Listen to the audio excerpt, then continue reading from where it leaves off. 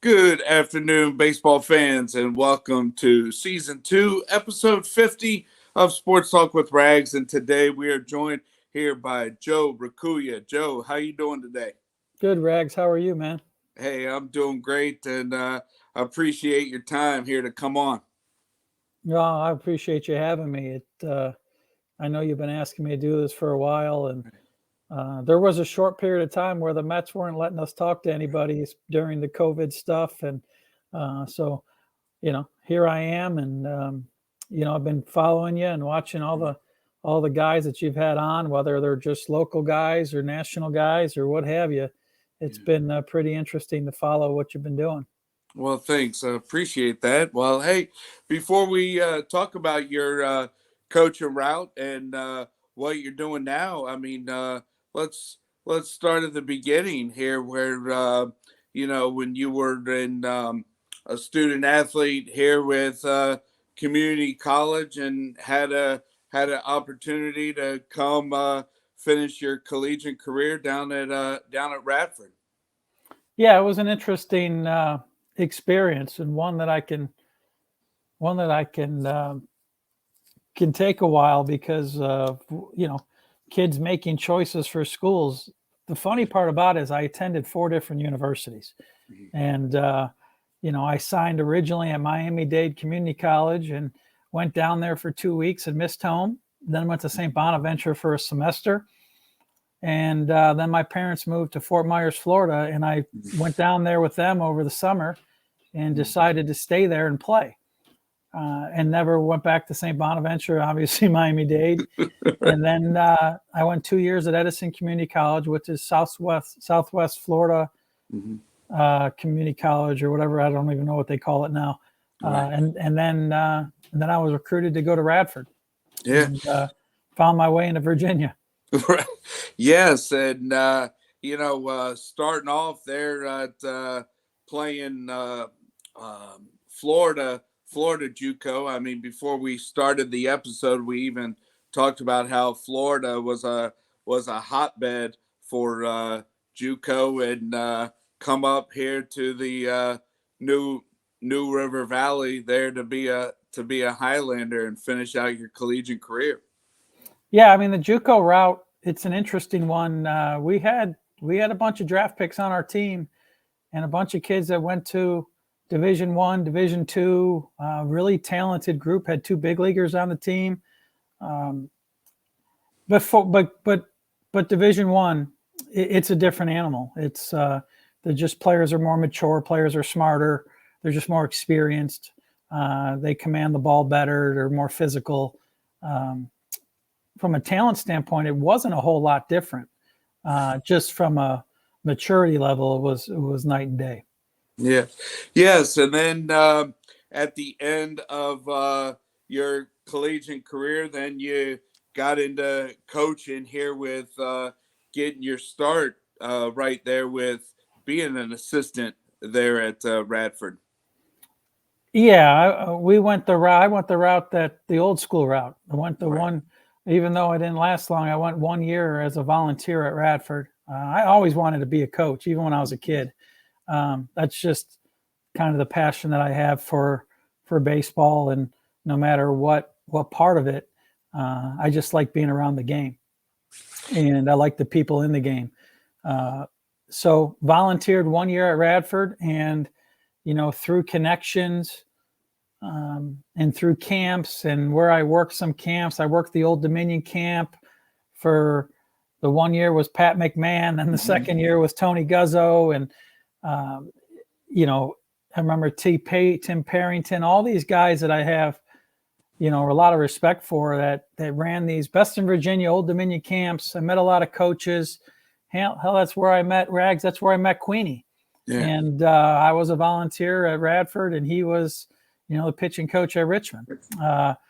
So, you look back and you think about what happened, but one day I look up and I'm getting the George Washington University job from Tom Walter, and I had no idea who he was, but it was somebody that I met at camp that he said, if you're looking for a hitting infield guy, this is the guy.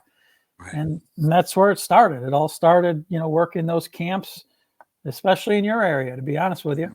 Yeah, yeah, and the thing is, from GW, then being an assistant there, at George Mason, and long time Bill Brown, and another thing that we brought up before we started, running the Royals, Dayton Moore, and now JJ Picola, they're Mason alums. So assistant at GW, and then an assistant at George Mason, and then get your first head coaching job there at Marist.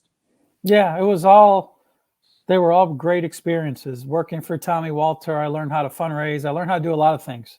He was young, I was young. We had no idea what we were doing, but Tommy's a really bright guy, and he does a great job with recruits. He did a good job with donors. He did a good job of building that program. But then going to George Mason was different because Billy let me do whatever I wanted to do. And it's probably the reason why, when you really look up, it's probably the reason why you see guys like JJ and Dayton, Jeff Palumbo, Sean Stifler. You see a lot of former assistants that have had success in college baseball and Major League Baseball because Bill Brown single-handedly let you work. And he was wonderful to work for, a brilliant baseball mind, probably that nobody really knows about, but he's a brilliant baseball mind. And, he allowed you to experiment. He allowed you to test things out, your theories out. And he didn't cover you at all. He just let you work. And then obviously you got a chance to go be the head coach at Marist.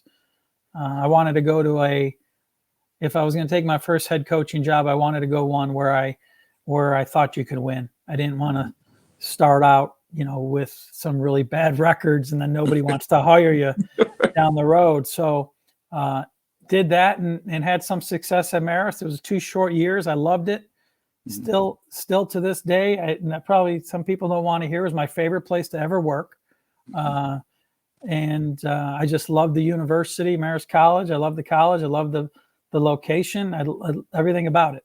And we were in a position to win that league every year. So that's what was exciting for me. Yeah, and then getting a taste there with Power 5, SEC. Talk about a hotbed there with being an assistant there with Roll Tide. Yeah, that was another 2 years of a wonderful experience. I mean, our first year we were picked to finish last in the West, and we won the SEC. And we did it with some guys that weren't expected to perform. We did it with some guys that didn't have great seasons prior. It was a blast. It's a different animal. It's definitely it's growing even further apart than what it's like nowadays with the Power Fives. But Alabama was definitely a neat experience, being around, a lot of good players, obviously recruiting against the best. But the bottom line is what you realize, whether you're at Marist College or Alabama or the New York Mets, baseball is baseball. Right. And you're going to coach that player very similar to the way you're going to coach any player, even though people think that you get a lot smarter when you go to a Power 5. You don't. You actually need to keep it simple. And you're coaching really good athletes. And, obviously the expectations are a lot higher and from a winning standpoint. Yes. And then after Alabama, go back to your alma mater and, lead Radford baseball there in the Big South, and, just laying the foundation in 2015. I mean, 45-16 for a mid-major there. I mean, what program you built there at Radford? Well, as you know, Rags, we didn't take over a program that was having a ton of success. Right. And look, the reason why it didn't have success is because there wasn't any resources put into it. So you can call me smart. You can say I had better players, whatever it may be. That's not entirely true. The bottom line is we had a president in Penny Kyle that wanted baseball to be successful. And she provided the resources for it. She fully funded everything, gave us the budget, gave me the full allotment of coaches, and just to operate, to compete. And look, it worked.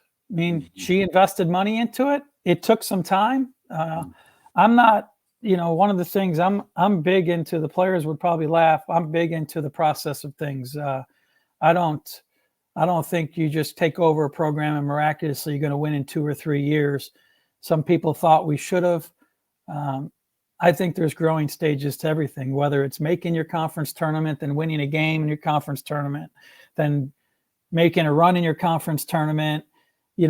It took 4 or 5, 6 years to really get to where you wanted to get to. And I have no problem with the pace of what it was like. At times when you're going through it, you get frustrated, but the bottom line is it worked. And, there was a time from 2015 through 17 or 18, whatever it was, that I think had won like 11-1 in conference tournament games. So, it's a, or 11-2, something like that, but it was a long journey, but one that was really rewarding. Yeah, and there in 2015, I mean, the Big South tournament there at Campbell, but able to knock off Coastal there to win the Big South tournament and go to NCAA regional there in Nashville, play Vanderbilt, lost the first game, but made your way back through the losers bracket to make it to a regional final. Well, Rags, that team was pretty good. Yeah. Yeah. It was built, like it takes winning like that and sitting back and looking back at the group to understand where you really need to be good. And going back on that team, you can look at that. Every starter was going to give us 5 innings. Boyle was going to give us more. Okay. And we had 3 or 4 guys in the pen with Ross, Palmer, Bridgman, and Meisinger that shortened the game up. Then we had a weekday guy that I've never had in my life, where you look up on the video board and he's 6-1 with a 2.2, and everybody's coming in with a midweek guy at 2-6 with a 7-run ERA. Right. And the game basically was over before it started. And it took me a while to look at that board and go, wow, this used to be us on the other side with that high ERA. And we had a really good catcher, and we had a really good leadoff guy that was produced runs and scored runs and was a table setter. And we had 2 guys in the middle of the order that did a lot of damage. And then we just had, to be honest with you, surrounding all that, we're just a bunch of grinded out baseball players, that all had good years. They all battled for at-bats. But the bottom line was, if you can shorten the game and get the game to Palmer and Bridgman and then Meisinger, the game was pretty much over. And that's what, remember, that team started 7-11, just an FYI. Right. Yeah. Yes. Yeah. And even in 2017, I mean, down there in Lexington, South Carolina, you guys, breezed through the Big South tournament, going 4-0, including the second game, knocking off the regular season champ Winthrop. But it was definitely a different team than the 2015 team that won it. Well, that team, the 17 team, we kind of knew about halfway through there was something about this group that was getting better. It didn't shock me at the end of the year what we did. I mean, look at our 2 Friday and Saturday guys, Herbeck and Zurak. I mean, both those guys, Danny pitched in pro ball. Zurak's made it to AA and dabbled, I think, in AAA. But talking about two really good arms. And then the position players, we were just young. I mean, we were just really, really young. And but there was some talent in that group. I mean, look, Spencer Horwitz was a freshman. Right. Kyle Butler had a great year. Mhm. You know, Prederis was a freshman. I mean, these are guys that all have had success in professional baseball and in their careers. I mean, it was a pretty good club. It just needed to grow up a little bit.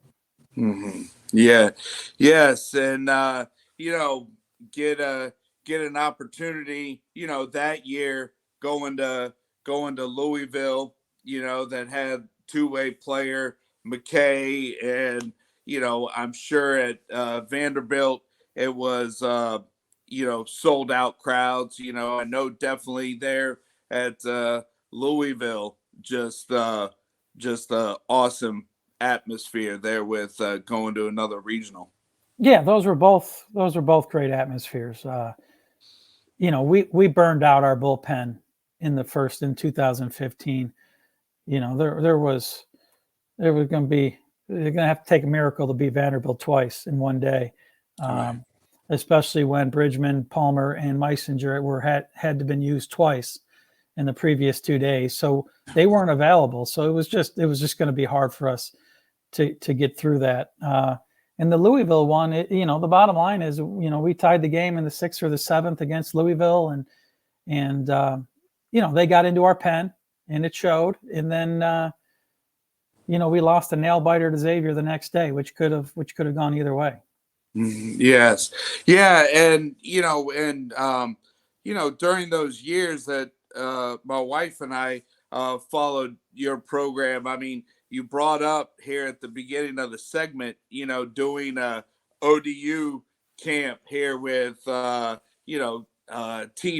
and he's leading North Florida, and then you were an assistant with Bill Brown, and you would have a non-conference weekend or midweek against George Mason. So here you were as a head coach, and go down to North Florida to play a weekend series, and then play a non-conference there against George Mason.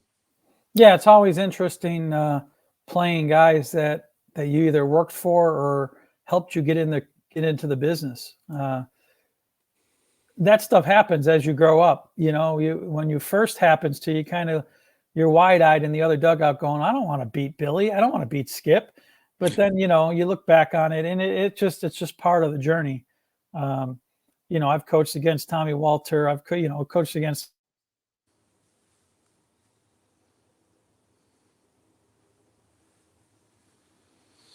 the field and see those guys.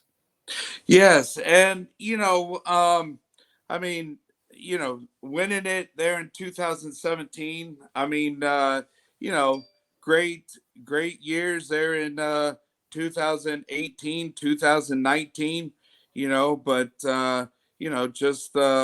just kind of you know, tough tough years there. After that 2017 season. I know there in 2019, good regular season. No, 19, we finished a half a game out of first place. Right. And I legitimately thought we were the best team. And it's a tournament, I mean, it happens. Look, we took a lead late, we had a lead the whole game against, opening game of that tournament. And, I still kick myself in the butt for not going to my pen earlier. And, but I trusted our guy, and I probably kept him in too long. And that loss sets you back, and then you're battling uphill the whole way. But that was a good club. That 2019 clubs, that's a pretty talented group. Yes.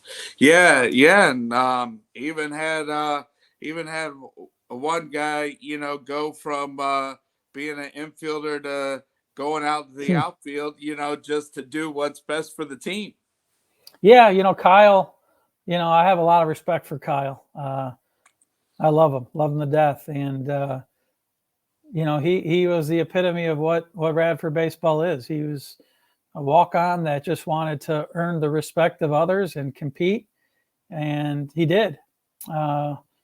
He went from being a redshirt freshman to a all conference player, to looking him in the eye and asking him if he would move to center field for me, and he obviously did that. And it was all based off of trying to get David Bryant in the lineup. That's really what it all it was. We've got this talented left-handed hitting freshman that I needed to get at bats to, and Kyle took it like a man and went out and played center field, and went with Ty Rivers in the offseason and worked another Radford guy and from Nansman River, and just trained his butt off to make himself, the player that he did defensively. Yes, yes, and I've had Kyle and Ty on previous episodes, and and then also another guy from the 757, with your early days of Radford, Eddie Butler. Yeah. Had a great collegiate, and then on to the pros. Yeah, 757 was good to Radford University baseball. There's no question. And, there's a bunch of good baseball players down there, a bunch of good coaches. Those kids seem to understand the game, understand how to play. So, that was a hotbed for us, in an area that we liked going into. Yes, yes, and the last couple of years you've been involved in the Mets organization. At first, it was as a coach, and now what? This is your second year as a scout there for the Mets. Yeah, I've done basically everything for them. I've dabbled in. I was a bench coach in Double-A for 2 years. One of the year was the COVID year, but did get a chance to go to what they called the alternate site, which was the other 30 guys that they wanted to keep active for the big league 60 game season. So got a chance to spend some time with some really good players there for about a month and a half in Brooklyn, and spent some time at Instructs, and then the next year Double-A, and was a bench coach, third base coach with another Virginian for another Virginia native.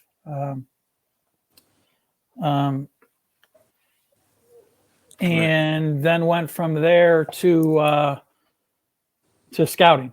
Yeah. So got a chance. Lorenzo Bundy. I don't know why I drew the blank. Lorenzo Bundy was our manager in Double-A, and he was a JMU grad. So got a chance to spend a full year with Lo. Wonderful human being, and great baseball mind. And then from there, dabbled with hitters and coached third base and infielders and base running. Same stuff I was always used to doing.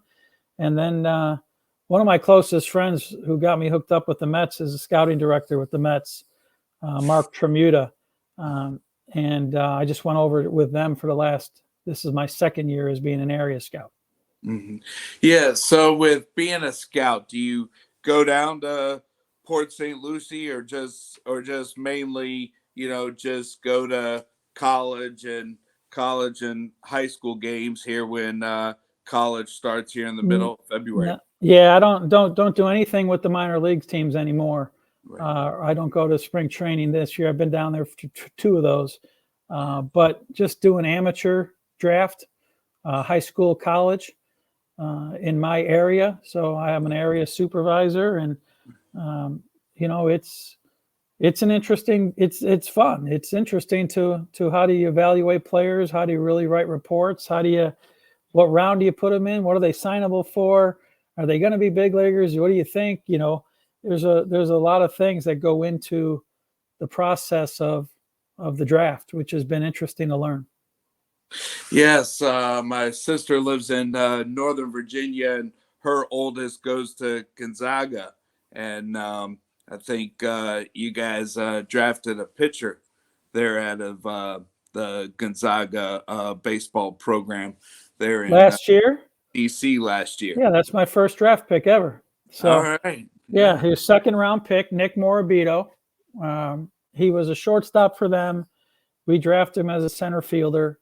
And again, like it's my first year, I got a second round pick. I didn't get another pick after that, but hey, second round, that's good. Yeah, that is good. And but there are a lot of people. What people don't understand is they'll say, "Well, that's Joe Raccuia's draft pick." Well, 9 of our Mets people, 9 Mets representatives saw him play and have Right. reports on him. So when you're about to invest a lot of money into a human being, I think there has to be a consensus decision on what it is. But yes, this is, he was my first pick ever in the draft. I'm 50 years old and I've had I got a draft Yeah. pick. Uh, Right. Everyone forgets that we had major leaguers at Radford, but yeah, he was a draft pick, Right. and we have a good relationship. He's been down to Radford actually in the last couple of weeks to hit with me for a couple of days. So, it's good. It's good to still have those relationships with even on the pro side. Yes, and Elizabeth and I, we did take my sister's 2 boys to Orioles afternoon game there in the summer, and he didn't play on the team, but Grant Anders, Yep. they're Yep. from Radford and worked with the baseball team. He's now involved with the Orioles major league club. Yeah. Well, you got, there's some Yeah. guys from Radford that have had a lot of Right. success in professional baseball, and Grant being one of them. Very, very, very bright, very smart, um, and understands what the game of baseball is leaning towards. And Justin Willard, a former assistant coach of mine that was with us Yeah. for 15 and 17, he's the pitching coordinator with the Minnesota Twins. So, a lot of guys that bleed baseball that came through that program. Yes, and it also, collegiate baseball, or just definitely a great networking tool for when your playing days are done, and want to get into coaching. Definitely a small world here with collegiate baseball here in the state of Virginia. Well, networking is important in anything that you do, and you know, you may not work for you all the time, but the stronger your network is, and the more people you have in your corner, uh, and the work that you did for them or what you showed them means a lot. And I think this day and age, sometimes it goes by the wayside because there's always a quick fix on social media. But I'll be honest with you, you still, if you still want to do it the right way, you still earn what you're given. If you even go back to like a Grant Anders, for example, I mean, the same year that he's trying to help me make out lineups, he's washing uniforms. So like, there's a lot to be said for stuff like that. So, and just paying your dues and working hard and not, I've heard that, don't be born on third base, Right. be born at home plate and go through all the bases. And, Yeah. that's what I hope to, a lot of kids that I've ever coached or touched, hopefully they follow that process. Yes, and hey, Joe, I certainly appreciate you coming on. And any final words here as college college baseball starts. Some schools starting here the second weekend of February. Bulk of the programs start third weekend in February here with the regular season, and then high school starts in March with games. So any last minute words here before we wrap up?